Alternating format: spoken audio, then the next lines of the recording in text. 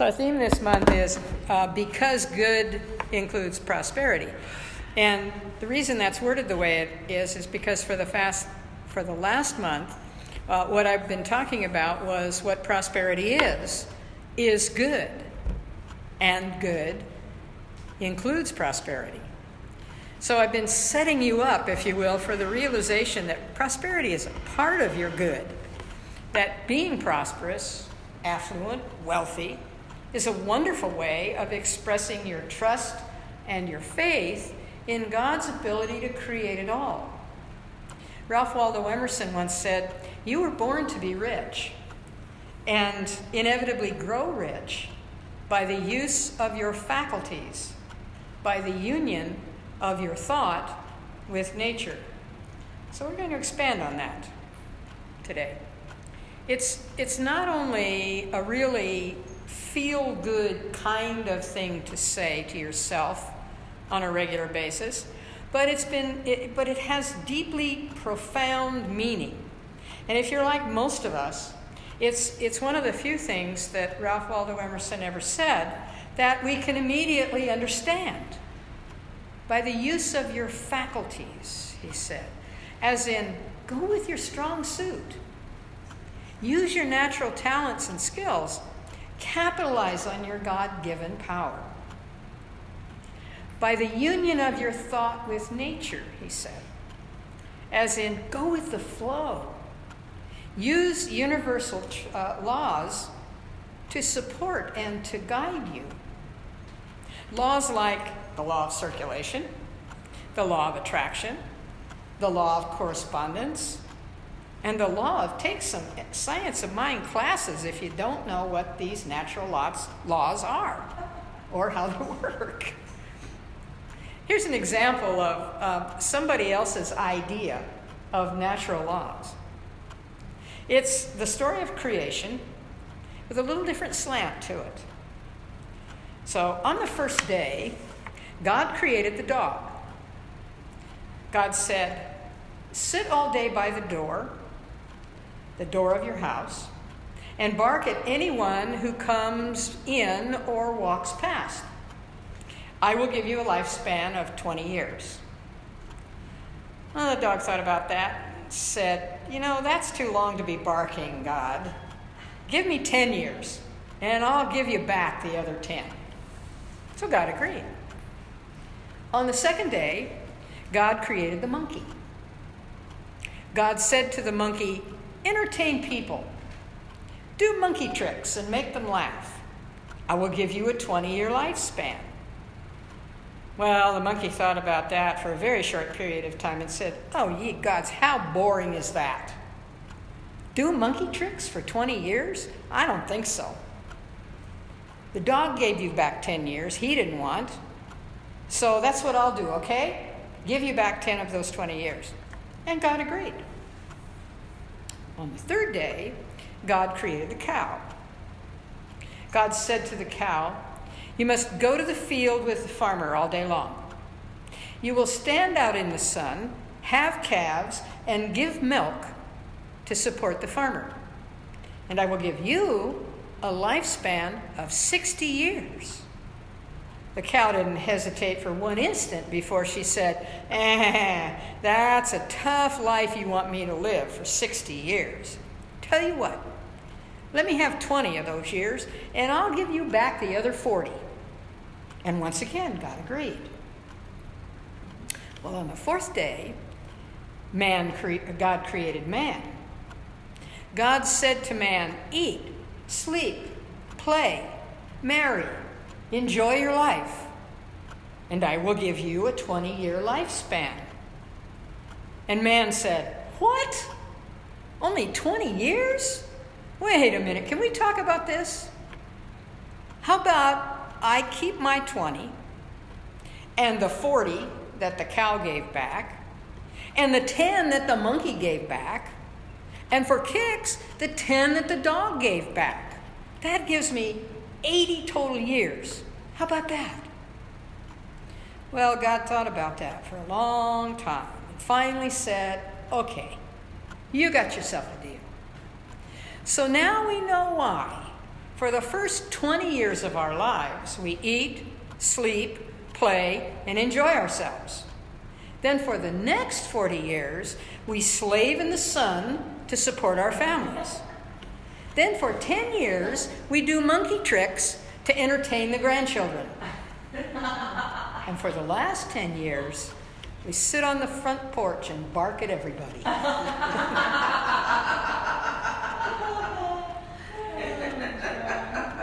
Or as Frank, in the Frank and Ernest cartoon, Frank said to Ernest Holmes that is, who's his practitioner, "Oh dear, my reality check just bounced."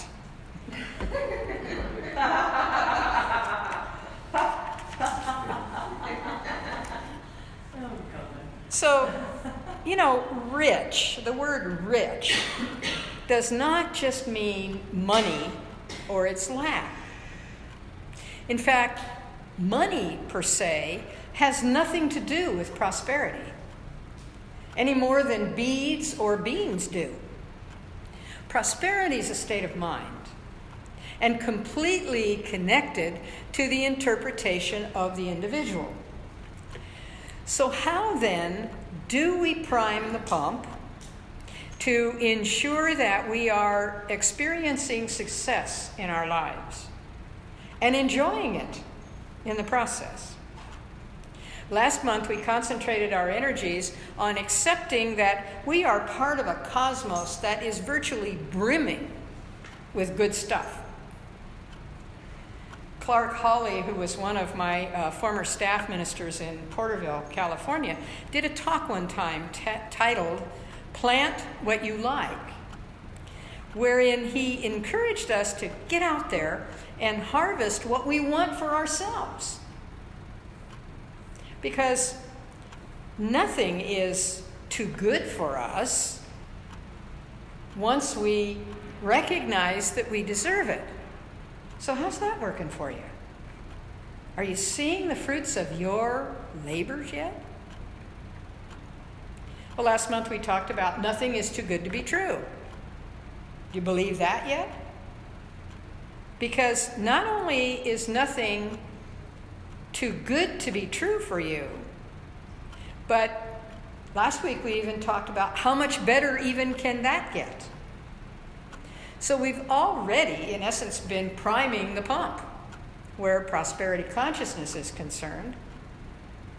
We're recognizing, as Earl Nightingale once said, that our minds are active every second we are alive. And we may as well use them for good ideas, good experiences, and a good life. Priming the pump means to be ready to use it, to prepare it to do that which it does best. So if it's a water pump, we prime it with what? Water. If it's a fuel pump, we pour gasoline or diesel into it to get it started. If it's a steam pump, we spray it with a water mix to get it going. So what gets you going? If it's prosperity you're seeking, then you must make yourself ready. You must prepare yourself to do that which you do best. We've talked about this before, about preparing yourself. That is, developing stewardship so that once prosperity is active and functional in your life, you are also ready to manage and maintain that. All of this is a part of expressing the universal creative power that flows through us. It's said that even God practiced for a few days before creating its finest piece of work, called the human. You may not prepare the same way somebody else does, or even the way anybody else does, and that's okay. But you must prepare. You must ready yourself, because that is calling into practice the universal laws, the natural laws that are central to an ordered, balanced universe, of which we are a part, even when sometimes it doesn't feel like we are. We still are. So what does get you going? How about success? Are you looking for success in business? Are you looking for success in relationship? Are you looking for success in the expressive ways of your life, those areas like art and music and writing and creating something that didn't exist before your hands touched it? How do you go about that? Do you set your word in motion, as Dr. Holmes says? Because the subjective state of our thought decides what's going to happen to us in our outward experience. I tell my mind what to think. I tell my body how to feel. That's got a comma after it. There's more that we can and do tell ourselves each day. So when there is no longer anything in our mentality that denies our word, then that demonstration, in this case, success, occurs. Nothing can stop it. Nothing can stop it. So think of setting your word in motion as priming the pump. If you put in good service, good prices, cheerfulness, honesty, and goodwill to your business or your work, you achieve success. If you put in caring, attentiveness, self-givingness, affection, and kindness to your relationships, you are successful in love. If you put in patience for your ideas to sprout and grow, attentiveness, vision, and receptivity, your creative expression demonstrates itself successfully in new and exciting ways. When we expect the best, the law of attraction enables us to draw the best to us. Priming the pump, then, is readying ourselves to receive what we have attracted. See, we're dealing with universal intelligence here. We need to recognize the power that we're working with. We need to realize our oneness with it. And we need to be specific in setting our intention for what it is we choose in our lives. Then take it when it appears. Priming the pump, as it relates to health, involves a somewhat different approach than for prosperity or success, as I've just been talking about it. Because when we call health, because what we call health, or healthy, or good health, are phrases that have been developed and maintained by cultural consciousness. In truth, what I'm referring to is perfection. Perfect mind, perfect spirit, perfect body. In truth, what I mean when I say prime the pump for health is not to create an idea of a perfect body, but rather to reveal that which is already perfect. And when we accept it for ourselves, that's when we can reveal it. Healing is not a process. It's a revelation. There may be a process in healing, but not a process of healing. The process in healing is the mental work and the time it takes to convince ourselves of our own perfection and to sense our body as a spiritual idea. To know that the flow and the circulation of life through our body is complete. So when we prime our health pump, we recognize that while disease may be a fact, it is not a truth. That while disease may be an experience, it is not a spiritual reality. We prime our health pump with the knowing that every living cell is sensitive to care and responds to it. You know, I wrote those words over 24 hours ago. And when I reread it this morning, I don't even remember writing them. It was just so organic that it came out, and I thought, that's so good. I wish I'd thought of it, because it came just without any effort at all. Let me repeat that. We prime our health pump with the knowing that every living cell is sensitive to care and responds to it. We prime our health pump with the indwelling presence of perfection. We prime it with the power behind creation. We prime it with the almighty activity of truth. So what about happiness? Isn't that something that all of us choose in our lives? I think we could say, of course we do. And I think there are probably as many opinions of what happiness truly is as there are people to have opinions. So what does happiness mean to you? I remember hearing Dr. Wayne Dyer talk about going to visit a senior citizen community while he was still doing psychotherapy. He said that everyone around him sat talking about the good old days, and they'd never had one. Well, folks, as they say in the song, these are the good old days. To make a happy memory, we've got to make happy now. Happiness to you may mean enjoyment of good of any kind. It may mean pleasurable satisfaction, hopefully not to excess or gluttony, since those tend to have some after effects. In metaphysics, we tend to think of happiness as a state of inner peace, a consciousness of the goodness of God and our undissolvable alliance with that goodness. Happiness is a state of permanent joy, and it has a definite effect on our mind, on our minds, on our bodies, on our affairs. When we put happiness into each day, each activity, each relationship, each business transaction, each thought, we are indeed priming our pump for success in all things. Humankind was created to experience happiness.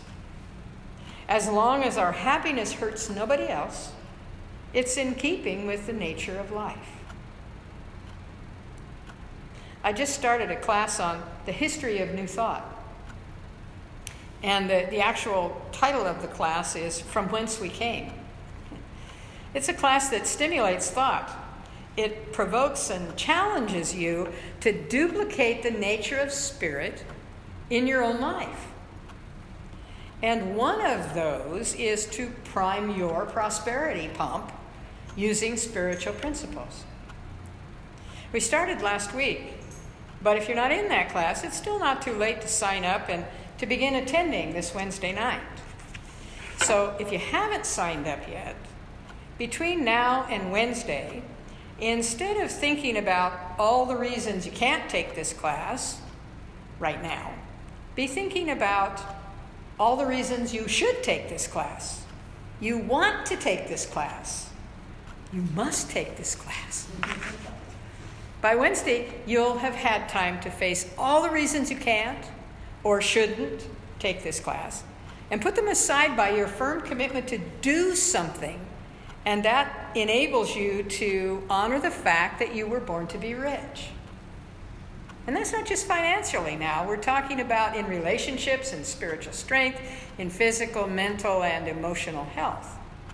And by then, by Wednesday, you will also have learned to live with the fact that you deserve to be all those things and to have comfort and ease in your life. You know, the history of New Thought is rich with success stories. And just as importantly, with methods, practices, actions, and shared ideas on how to get there. So here we are, about to embark on an exciting, challenging, life-changing month as we put our attention on the good that includes prosperity. We are ready, as the bumper sticker says, to get in, sit down, fasten your seatbelt, and hold on for the ride of your life. We've primed our pump for prosperity, for success, for health, for happiness. And so it is. And so it is.